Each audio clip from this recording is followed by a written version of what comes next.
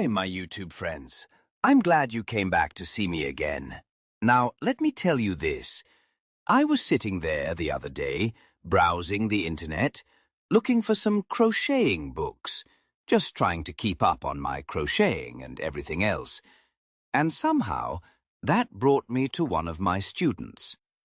His name was Will. Now, Will had a bad attitude, but it was not always like that. Me and Will used to get along. We had a good setup in class for a while. We would go to the fabric store, pick out fabric, yarn. We would laugh, tell jokes. Everything was good. And then all of a sudden, he just started having this attitude, and I do not know where it came from. I do not know if something was going on at home, or something happened in his life. I do not know. But he did not want to talk about it either. Now, this was after I had already retired, and before I left, I made sure all my students had my phone number and my address, in case they ever needed anything. So one day, Will got in touch with me, and he came over to my house, and that is where everything started. He told me he wanted to make a crochet project for his mother's birthday, because she loved crocheting. He said, "Can you help me make something for her?" And I said, "All right." Now, I already knew Will, so I was hoping. Maybe he had changed. Maybe his attitude was different now. So we agreed to meet at the center. Now, when we got there, that attitude showed right back up.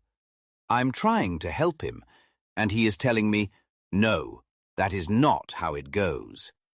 I looked at him like, then why am I here? Now, when Will first came to the center before all this, I had already taught him a little bit about crocheting, so I knew he knew something, but he still needed work. He was not that good at it yet. He had just enough knowledge to argue with me confidently, and that right there will slow you down every time.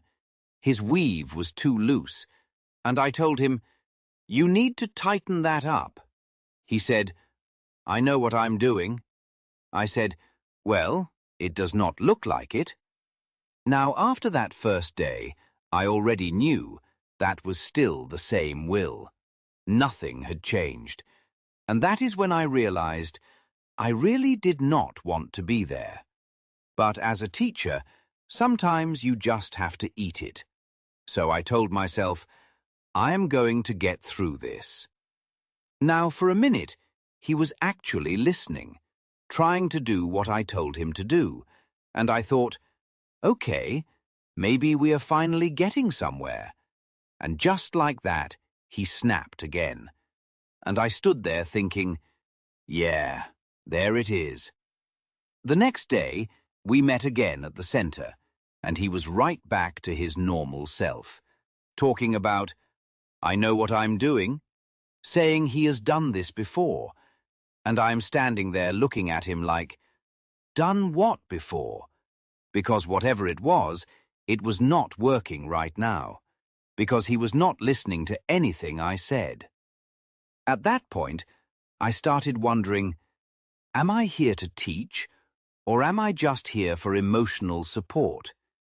Because it felt like he did not need instruction. He just needed somebody standing there while he did whatever he wanted to do. So the next day, we were supposed to meet again. Will never showed up. I said, okay, maybe he is running late. Next day, I came back again. Still did not show. Third day, nothing. He never came back, and I just left it alone. Now I have to ask you something. Do you think it was me? Or do you think he was the one who had a problem?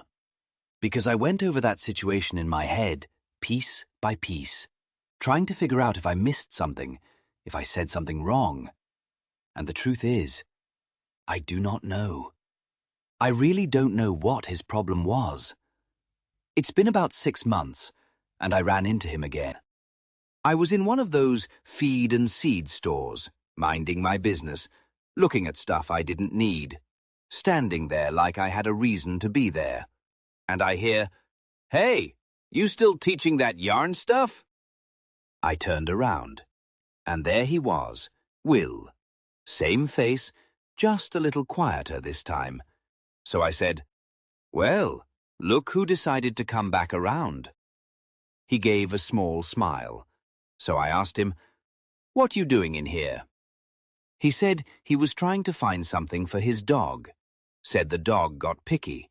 I told him, "That dog sound like you used to act." He laughed a little.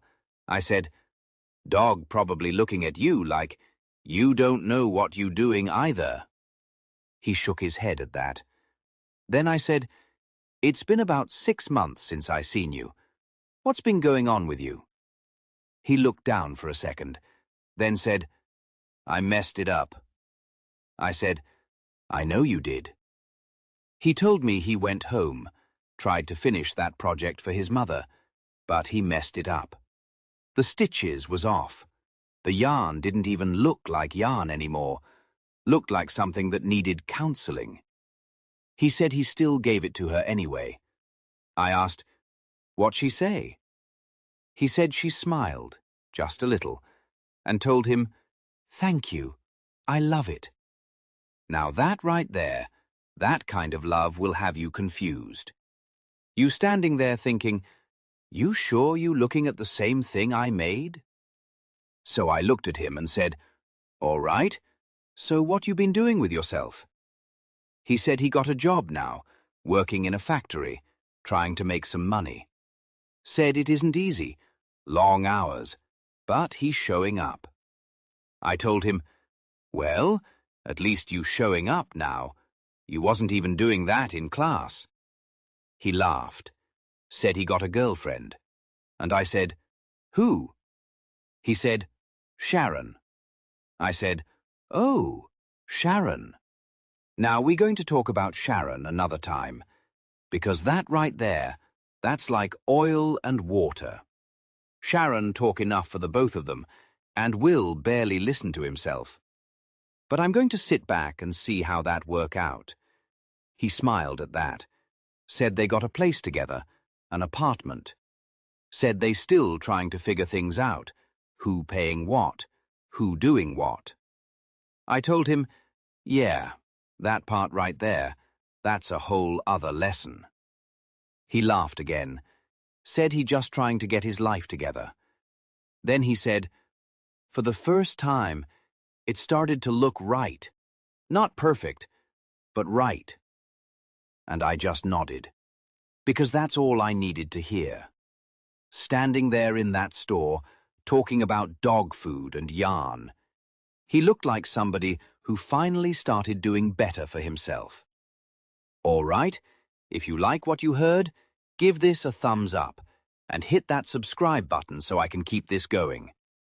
Go make something, go fix something, go do something good, and be proud of it. And I'll see you next week. Hopefully, Will don't try to teach the dog how to crochet before he finish learning it himself.